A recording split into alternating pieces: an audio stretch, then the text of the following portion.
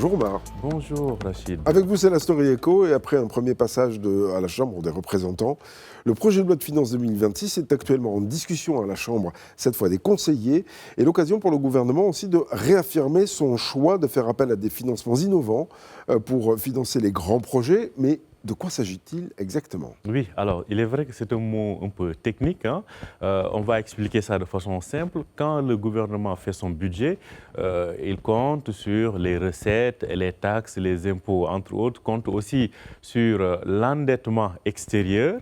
Mais en un moment, tout ça ne suffit pas pour mener à bien les projets prévus. Surtout que dans le cas du Maroc, il y a eu des crises qui se sont succédées, à savoir la crise du Covid, la sécheresse, mais aussi le séisme d'Al-Haouz, et se profilent à l'horizon les grands événements. Par exemple, peut-être la CAN est déjà arrivée, mais surtout le mondial après. Donc tout ceci demande beaucoup d'argent. Alors, et l'État, en un moment, décide de ne pas aller s'endetter pour financer ces grands chantiers ou bien ces grands projets. Alors, l'État décide de vendre son patrimoine, disons, immobilier. C'est-à-dire, l'État dispose par exemple de bâtiments administratifs, d'hôpitaux ou d'autres biens immobiliers que l'État décide de vendre. C'est ce que l'on appelle donc les financements innovants. C'est une partie des financements innovants, donc, qui est peut-être l'une des plus célèbres, les plus connues. Donc l'État décide de vendre à des acteurs privés ces bâtiments-là. Alors, ce qui est drôle dans l'histoire est que l'État vend ces bâtiments-là. Par exemple, prenons le cas d'un hôpital. L'État vend l'hôpital à des acteurs privés, mais l'État ne déserte pas, l'État devient locataire. Ah oui, d'accord. Vous voyez, donc c'est un peu ce que les Anglais appellent du leaseback en fait, c'est-à-dire l'État détient le bien pour des besoins d'argent, l'État le vend à un privé, sauf que l'État ne sort pas, l'État devient locataire. Donc, les montants issus de ces différentes ventes-là font un gros investissement, un gros montant que l'État va désormais mettre dans le financement de ces grands projets-là. C'est ce que l'on entend donc par ces financements innovants, entre autres procédés, qui ont été donc évoqués hier au Parlement. Et selon le ministre délégué au budget, donc Fawzi Lakhdja, l'État en fait une option stratégique, ce qui va éviter de recourir à l'endettement extérieur.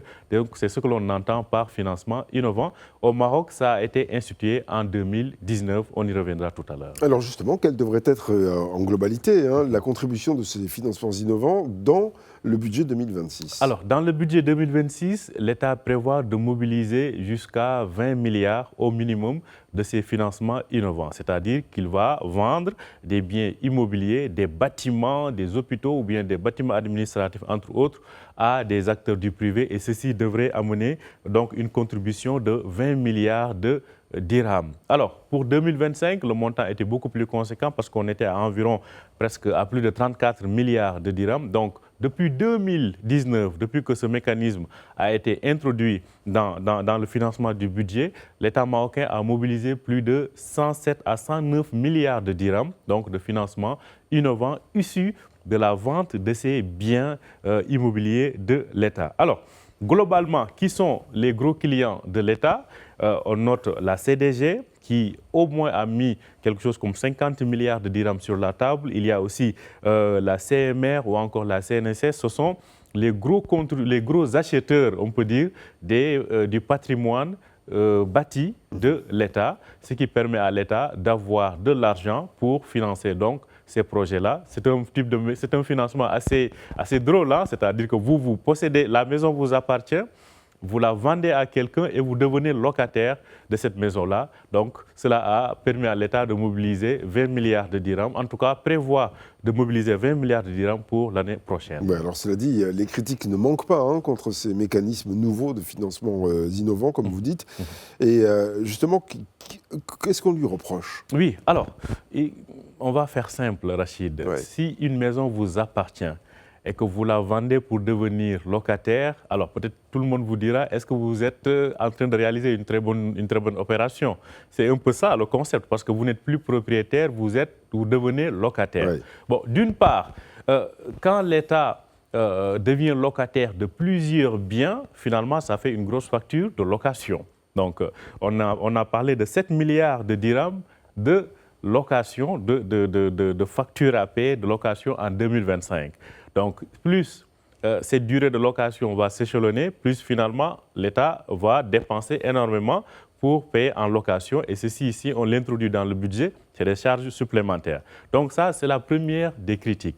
La deuxième des critiques, c'est le fait, en fait, de dire que est-ce que l'État vend ses biens à un prix plutôt du marché? Est-ce que vraiment ces biens sont vendus à leur vrai prix? Ça, c'est un gros débat. Même au Parlement, cette question-là se pose. L'autre critique que les députés, d'ailleurs, ont reproché, c'est peut-être qu'il y a eu un manque d'encadrement par rapport à ce mécanisme, à ce recours de financement que l'État a mis en place. D'ailleurs, même le Wali de Banque Maghreb l'a souligné dans ses différentes sorties, à dire qu'il y a un besoin d'encadrer ce mécanisme de financement du budget de l'État. Quoi qu'il en soit, je rappelle que l'État a toujours l'option de racheter ce bien. C'est-à-dire, c'est comme une sorte de vente temporaire, le temps de gérer quelques urgences. Une fois que la situation financière le permettra, l'État aura l'option de racheter à nouveau ces biens-là. C'est un peu ce qui est mis en avant par le gouvernement. D'ailleurs, je rappelle qu'une fois, quand ce débat s'était posé au Parlement, parce qu'il y a eu un grand CHU qui a été justement vendu dans le cadre de cette option-là, le ministre du Budget avait dit si le malade va à l'hôpital, est-ce qu'il vient pour se soigner ou plutôt demander le titre foncier de l'hôpital? Ce qui l'intéresse, c'est de se soigner. Donc pour l'État, ce qui l'intéresse, c'est que le financement soit là et que les services continuent de fonctionner. Le jour où la situation financière le permettra, l'État reviendra acquérir à nouveau ce bien-là. Eh bien, c'est bien compris. Merci beaucoup, Oumar Baldé. C'était la story.